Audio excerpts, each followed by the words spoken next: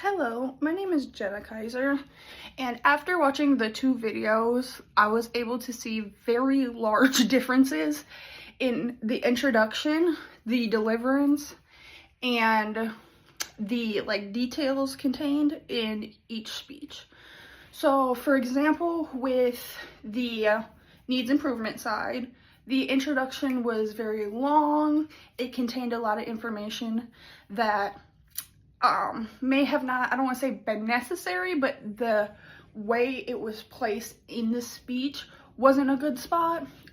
One big example I was able to notice between the two is the introduction for the needs improvement.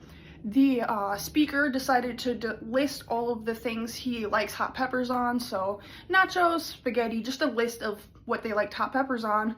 Rather, for the final version, the way to connect and show that you know what you're talking about, the speaker just said, "I like hot peppers," and it was enough to get the point across without it being messy. Another big thing I noticed in the needs improvement side is the speaker was speaking off of note cards and reading off of note cards the entire time, which then translated to their speech being very choppy. There was no hand gestures outside of the visual that he showed, but other than that, everything was read off of the note card, as well as things were being mispronounced in the speech, which it was not a good look.